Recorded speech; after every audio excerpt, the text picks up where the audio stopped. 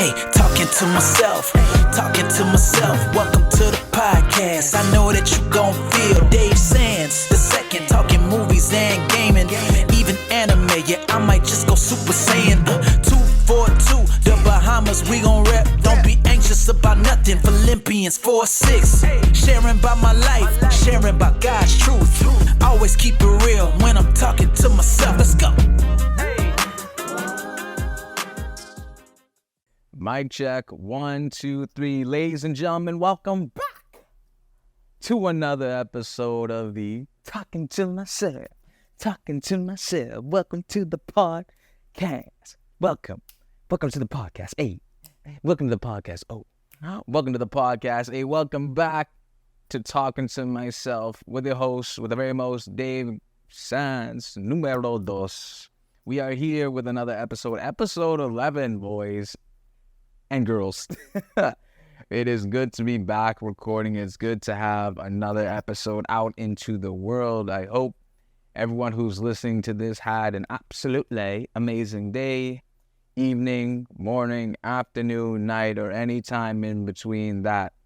We have another exciting episode for y'all today. We're going to be talking about some good old-fashioned old cartoons. We're going to talk about a good old classic, the story of Noah, and something that I think that we can explore outside of the flood. The flood is, of course, very important to the story of Noah because that's the big story of it. But I think I found a little something else. And yeah, man, we are just going to vibe and just enjoy our time together.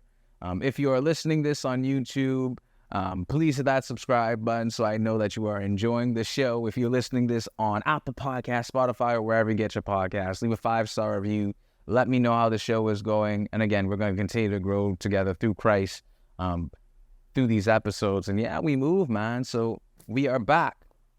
And so I think what I want to kind of talk about in the first instance is about September, man. I remember growing up in elementary school and high school. You know, September is the first month coming back to school after summer, man. And, you know, September always used to feel so slow back in the day. Like, I felt like I was in September for literally like 3 months. That's how long September used to be.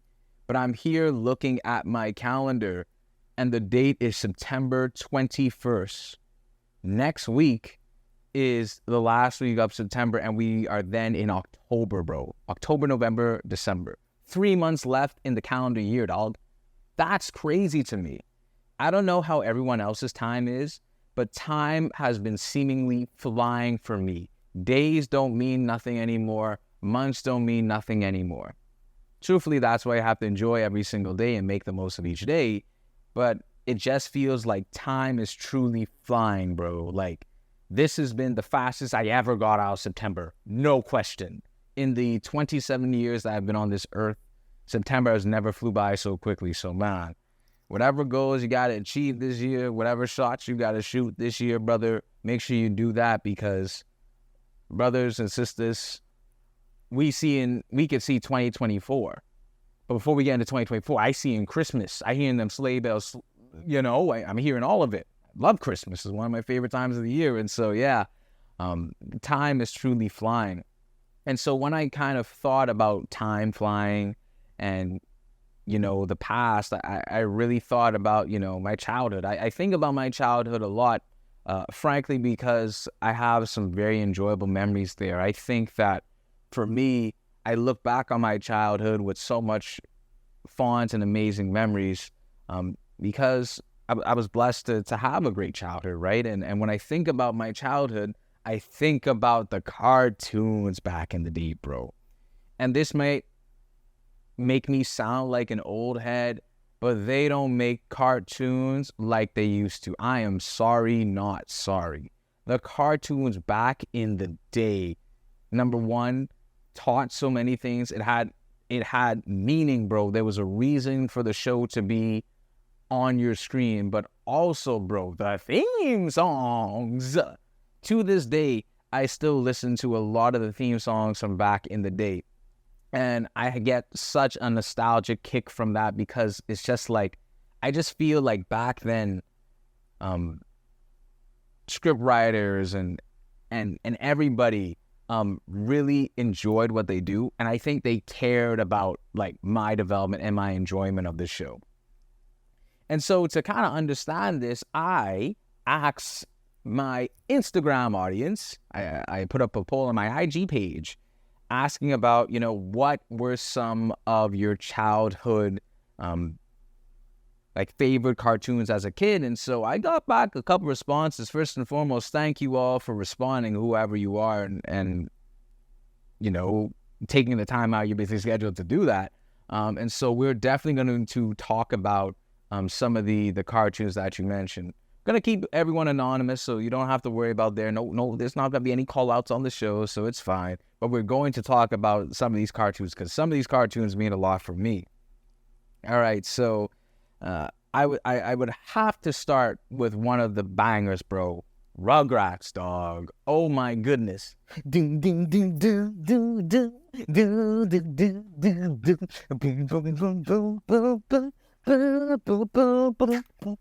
What? The theme song of Rugrats. My goodness. The theme song of Rugrats was, it could have gone triple platinum in today's society, bro. That theme song was absolute slapper. And the show itself was really good, bro. I think the one thing that I love about Rugrats, I love the Rugrats movie. Like, Rugrats in Paris, the movie, is such a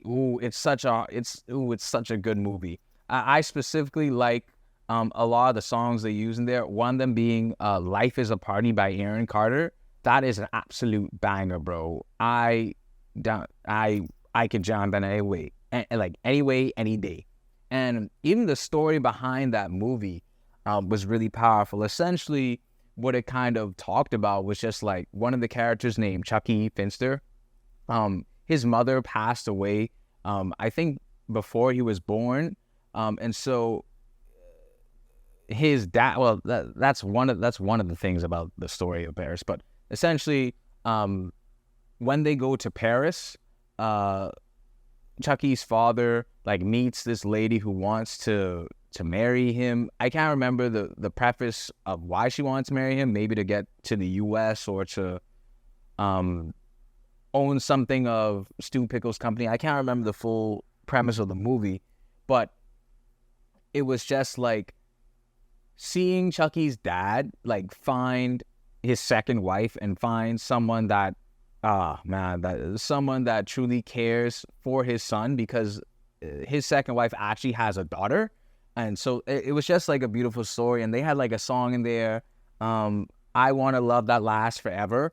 I haven't listened to that in a while, but it's a very gut-wrenching song, bro. And so I think that Rugrats in general, especially that movie in particular, really told good stories, bro. And so, brother, Rugrats was a slapper. And I would like to also preface that the spin-off version of which is All Grown Up, oh my goodness, when they're actually teens, slapper intro as well. So we love Rugrats on the Talking to Myself podcast.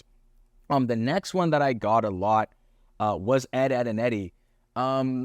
Truthfully, I understand the reason why people love Ed, Edd n Eddy. Intro is, theme is obviously good as well. It's slapper as well. But I didn't really get too into the show. It wasn't in my top tier show of shows. But I understand why people really enjoy it. It's this cartoon about three friends, Ed, Edd n Eddy. They get into misadventures. The one thing I always wanted from Ed, Edd n Eddy is a jawbreaker. Now, jawbreakers are actual things, if I'm correct, they are.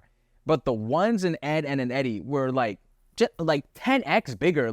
When you it would literally stretch the character's cheek out when they eat one. But it was just bro, I always wanted an Ed, Edd n Eddy jawbreaker, bro. I don't know if anyone else could relate to that, but bro, the jawbreakers in Ed, Edd n Eddy, dog, brother. Now that was a good one. Now, another one we got from Cartoon Network, because, I've seen cartoons from Nickelodeon, from Cartoon Network, and from, Disney Junior, so, I have a wide range, bro. I know a couple things in this life. I know cartoons, that's for sure. Another one that was sent to me was Courage the Cowardly Dog. I might as well brief. How did this make it on TV? Courage the Cowardly Dog is so creepy. Like, I genuinely, I don't know if I was allowed to watch that show, but it was scary, bro. It was just like, we interrupt this program to bring you Courage the Cowardly Dog. Like, the guy came on the intro. I can't remember the rest of it, but their house was like in the middle of nowhere, and then like these scary things happened to Courage, and it was like, it's like I kind of I learned this new word, like juxtaposition, like the juxtaposition of Courage the Cowardly Dog is like crazy. Like having courage and being cowardly, two opposite ends of the spectrum. That's the juxtaposition. Come on now, you see that grammar? What juxtaposition? Great word. Look it up. I think I use it in the right context. We move.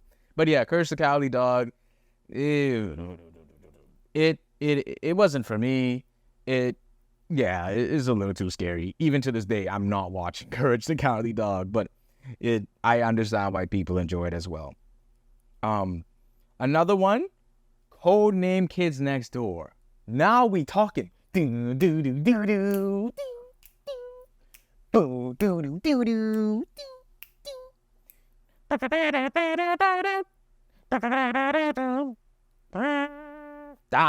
That theme was hit. And it's like every episode was like Kids Next Door. It was like I had a code name for every episode. I don't know how the writers came up with a code name for every episode, but they were cooking, bro. That show was absolutely amazing. I think a couple years back I actually rewatched that show in its entirety. I believe I did, and even the way that show ended. If you don't know how that show ended, look it up. It was just it's a hard episode to watch, man, but that was a really good show. That was top tier on Cartoon Network for sure, man. I remember like the Rainbow Monkey song from that show. I don't know why, but maybe because they sang it all the time and that was like a staple in the show. But yeah, dude, that was a really good show as well. Continuing on, what else we got here? We got Arthur, which is PBS Kids. And I say, hey, what a wonderful kind of day. Learn to work and play. And notice how I can bring up these beats off rip in my head. This is what I'm talking about when I say that when they were creating shows back in the day, they made shows that stuck. That's the thing. These theme songs still, I could bring them in my head as almost as if I'm watching it on TV right now. That's when you know you have a good show. But Arthur was really good too, man. Really good show.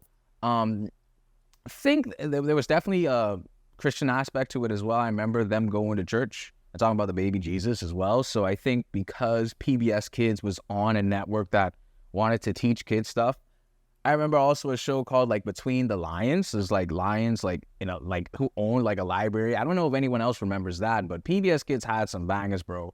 I believe they had Maya and Miguel. That was a good one. I think, and Dragon Tales.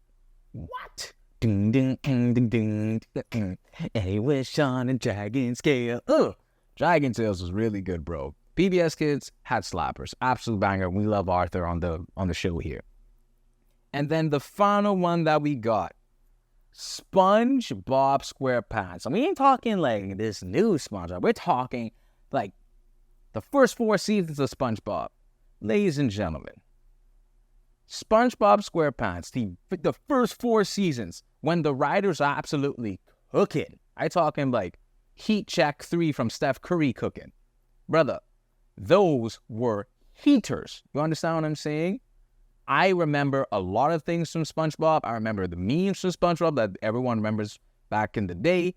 Me and my friends still say SpongeBob references to this day. Firmly grasp it in your hand. Is this the Krusty Krab? No, this is Patrick. Come on.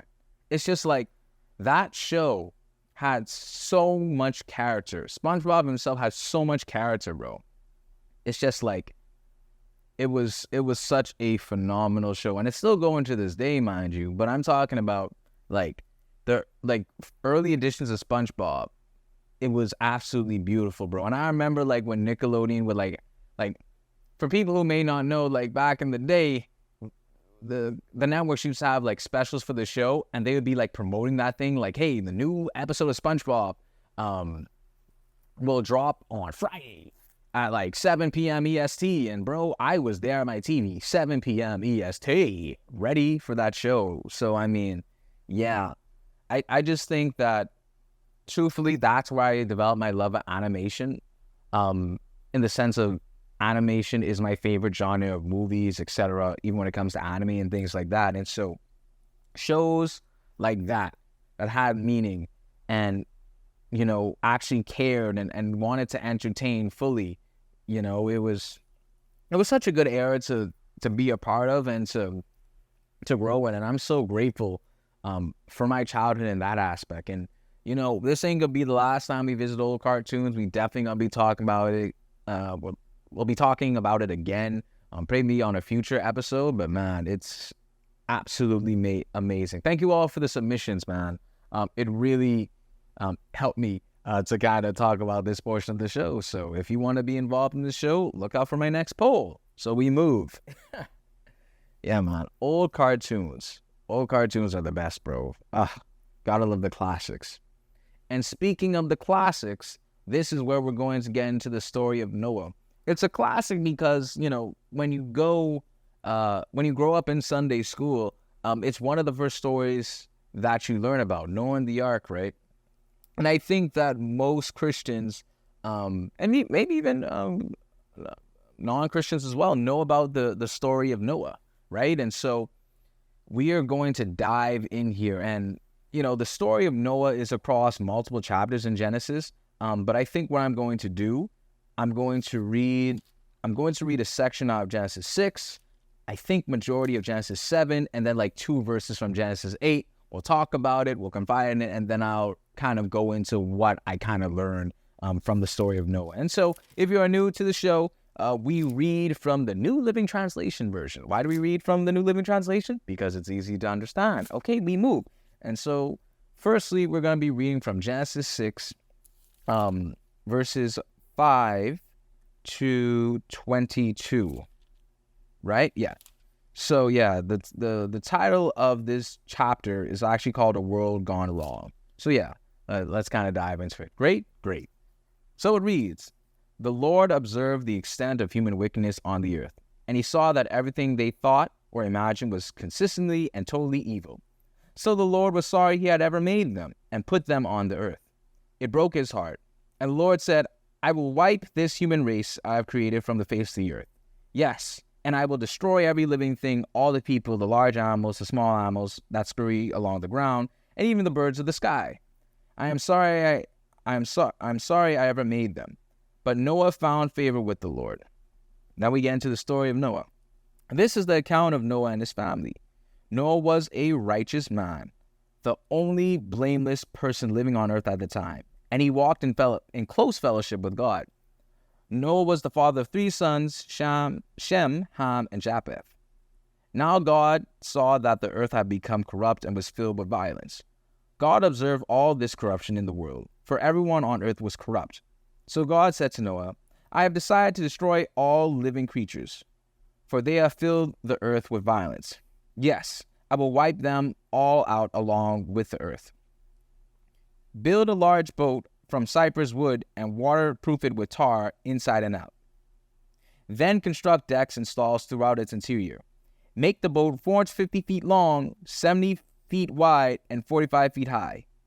Leave an 18-inch opening below the roof all the way around the boat. Put the door on the side and build 3 decks inside the boat, lower, middle, and upper. Look, I'm about to cover the earth with a flood that will destroy every living thing that breathes. Everything on earth will die, but I will confirm my covenant with you. So enter the boat, you and your wife and your sons and their wives. Bring a pair of every kind of animal, a male and a female, into the boat with you to keep them alive during the flood. Pairs of every kind of bird and every kind of animal, and every kind of small animal that scurries along the ground will come to you to be kept alive. And be sure to take on board enough food for your family and for all the animals. So Noah did everything exactly as God had commanded him. So that is Genesis 6, verses 5 to 22. Next, let's get into Genesis 7, which talks about the flood that covers the earth. When everything was ready, the Lord said to Noah, "Go into the boat with all your family, for among all the people of the earth, I can see that you alone are righteous. Take with you 7 pairs, male and female, of each animal I have approved for eating and for sacrifice, and take 1 pair of each of the others.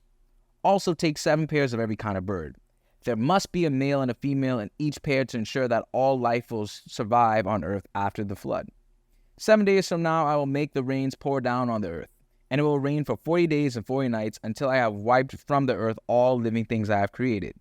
So Noah did everything as the Lord commanded him. Noah was 600 years old when the flood covered the earth. He went on board the boat to escape the flood, he and his wife and his sons and their wives.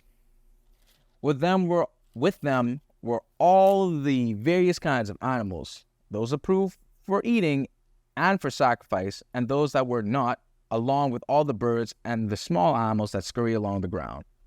They entered the boat in pairs, male and female, just as God had commanded Noah. After 7 days, the waters of the flood came and covered the earth. When Noah was 600 years old, on the 17th day of the 2nd month, all the underground waters erupted from the earth, and the rain fell in mighty torrents from the sky. The rain continued to fall for 40 days and 40 nights. That very day, Noah had gone into the boat with his wife and his sons Shem, Ham, Japheth, and their wives. With them in the boat were pairs of every kind of animal, domestic and wild, large and small, along with birds of every kind. 2 by 2 they came into the boat, representing every living thing that breathes. A male and female of each kind entered, just as God had commanded Noah. Then the Lord closed the door behind them. For 40 days the flood waters grew deeper, covering the ground and lifting the boat high above the earth. As the waters rose higher and higher above the ground, the boat floated safely on the surface. Finally, the water covered even the highest mountains on the earth, rising more than 22 feet above the highest peaks. All the living things on earth died: birds, domestic animals, wild animals, small animals that scurry along the ground, and all the people. Everything that breathed and lived on dry land died. God wiped out every living thing on earth: people, livestock, small animals that scurry along the ground, and the birds of the sky. All were destroyed. The only people who survived were Noah and those with him in the boat. And the flood waters covered the earth for 150 days. And that is Genesis chapter 7. Now finally, we're going to finalize the flood receding with Genesis 8, and we're just going to read verses 20 to 22. And it reads, "Then Noah built an altar to the Lord, and there he sacrificed as burnt offerings the animals and birds that had been approved for that purpose. And the Lord was pleased with the aroma of the sacrifice and said to himself, I will never again curse the ground because of the human race, even though everything they think or imagine is bent toward evil from childhood. I will never again destroy all living things. As long as the earth remains, there will be planting and harvest, cold and heat, summer and winter, day and night. May the Lord add a blessing to the reading of his word. Selah." Woo! So the story of Noah, man, I mean, we see a man here, right, who has found favor with the Lord. He's righteous. It says here in Genesis 6, verse 9, he was a righteous man, the only blameless person living on earth at the time. And so the Lord commanded Noah to build a boat because of the wickedness that was happening in the world. His creation was kind of running amok. And so the Lord told Noah to build a boat, bro. Now, we see here, right? It doesn't say here in the Bible. I can't remember which movie it is where it showed like Noah and the ark in like a modern era.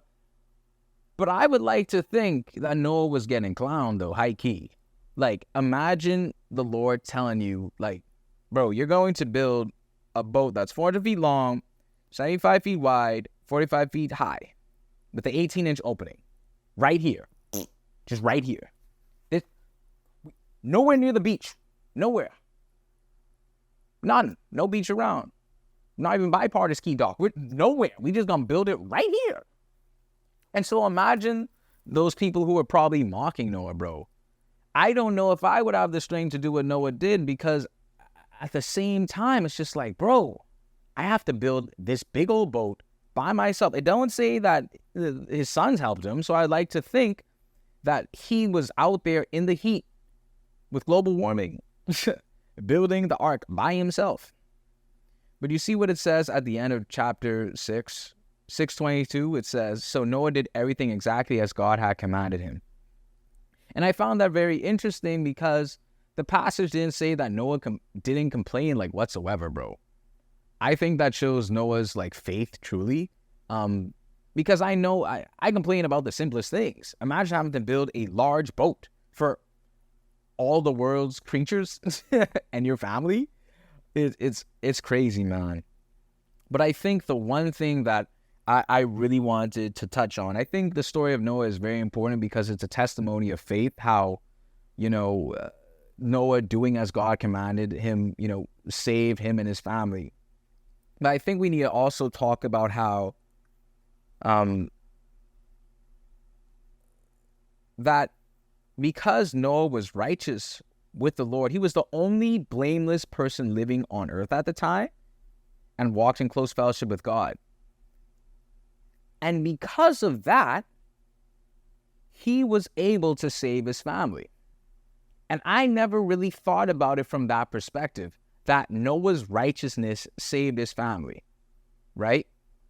Because we always talk about what Noah did, which is build the ark, and that's what he did. That's what biblically he says. But I'd also like to look at it from the perspective of like, because Noah was righteous with the Lord, was in close fellowship with God, that he was able to save his family. Nowhere in the text, nowhere in the Bible did it say that Shem, Ham, and Japheth, Noah's sons, or their wives, were righteous with the Lord, that they walked in close fellowship with the Lord. It doesn't say that anywhere in the text. Nowhere in Genesis does it say that. If it says it somewhere else, let me know. But it doesn't say that anywhere else. But yet they were saved because of Noah's faith. And this got me really thinking, like, how close was I to destruction, right? When I was off the path, right? As everyone is in life. We have all sinned and fall short of the glory of God, of course. But we've all have found ourselves in rough patches in paths that we weren't supposed to be in, right? And so I'm so curious, like, how close was I to death? Spiritually, mentally, emotionally, all these things. Like, how close was I from not being saved? Like, how many times was I saved by the prayers of my family? How many times was I saved from something from the prayers of my friends or the prayers of my grandparents? And that was just such an interesting thing to think of. Like, we don't know how close we were to not being saved, bro. In this situation, we were saved from a flood. But we don't know how close we were to, not being saved from all of our other situations that we deal with in life. All the things and pain of life could happen to any one of us at any time, bro. That's a crazy thing. We don't know what could have happened. That goes into what I call like the what if scenario. The what if scenario to me is just like, what would my life look like if this thing would have happened? If this thing would have happened in my life, how would my life have panned out? Like they talk about like in Marvel, like the multiverse, like, right? And like, I sometimes think about that in the sense of like, if I had made this decision, or if I had gone this path, or if I had stayed where I was, how would my life have looked like? I would like to think that there was a scenario where if I didn't do a certain thing, or I did a certain thing, that would lead me to this thing, and then that would lead me to that thing, and then that would lead me to that thing, and that thing. So it's just like, I just think about that sometimes, like, bro, life could have been so different for me depending on the choices I made, dude, and that's such an interesting thing. And what did this really spoke to me, because it's like, we could be living like righteous lives like Noah, in close fellowship with God like Noah did. And we could be saving people that we don't even know, dog. We don't even know. I'm not talking about save in the sense of like, born again, because we know that the only way to be born again is to accept Jesus Christ as Lord and personal Savior. But I'm talking about save in the sense of like, our prayers help someone through a situation, or whatever their version of a flood might be to them. Their version of a flood may have been like an exam, may have been like a relationship that they're trying to figure out, or, you know, something along those lines, right? Like everyone is experiencing some level of flood. Some floods we don't get past. We're drowning. We have drowned, right? Other floods we've gone through, right? And so I think that's an important aspect as Christians that we should kind of understand. Like, we may not know the effects of our prayers, and we may not know the effects of, you know, living these righteous lives. That we don't know the effect. We don't know that it can be saving someone right now, bro. Full transparency, I think about this show a lot. I think about numbers. I'm an analytical guy. I like to see performance. And so I've been blessed to hear so many positive things back, like, oh, Dave, I'm enjoying the show. Oh, Dave, I love the show. And I truly appreciate that. But I also think about the person who's not telling me these things, but is still being affected by the show. Like that type of impact that I'm having. It's the impact that I don't hear about, right? And I think as Christians, we sometimes have that impact too. Like, at the end of the day, we could be impacting so many people by just the way we live, and we don't even know it, you know? And I think that's such a beautiful thing. Like, we could help people and not even know it, bro, just by living right with God. And I think that's just such an important thing that we can learn from Noah. Because of Noah's righteousness, he saved his family from the flood. Actually, he didn't just save his sons, he saved his sons' wives as well. And did it say his wife? I think it said his wife as well. Sorry, let me just see here. Yes, save his wife, yeah. So to enter the boat, you and your wife, yeah. So he saved his wife as well. And so I think the story of Noah is such a beautiful thing. Yeah, and then just to kind of tie it all out, I didn't read it, but the covenant that the Lord talked about when he mentioned that I will confirm my covenant with you, it's just a covenant that it's a rainbow. So every time that you see a rainbow in the sky, it's a covenant in the Christian faith. It's a covenant that says that the Lord will never flood the earth again.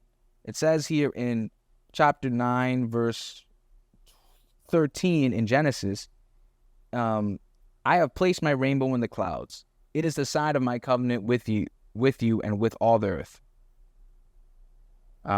Continuing on to verse 5, never again will the flood waters destroy all life. And Selah there, man. So I just think this is just something that kind of spoke to me. Again, the story of Noah is so important. It's a testimony of Noah's faith because he just did everything God commanded without hesitation. And truthfully, I can't say I would do the same. That's something I'm still working on. I'll probably be working on that for the rest of my life, if I'm being real. But we can learn from Noah that we don't have to hesitate when God tells us to do something, as well as if we live righteous lives and walk in a close relationship with God, we can be impacting and saving others from things that we may not even know. So I think we will end it there because that's Selah, ladies and gentlemen. Beautiful story, classic biblical story, classic Sunday school story that we are, taught at a young age. But I think looking at it from this other aspect as well is extremely important, and I think it can be useful for all of us in our daily lives as we continue to grow closer in Christ. And so I would just like to say, Selah, we move. Thank you all for listening to another episode of the show. I truly appreciate it. You guys don't know that your encouragement fuels me to keep going for the show. So thank you for all the positive messages. And I hope you are able to take away something from this episode today. And so with that being said, Selah, we move. God is good. Always remember that we can do anything through Christ, and that once we follow him, that we may be saving someone else's life too. And so thank you all so much for listening. Until we meet again, we move!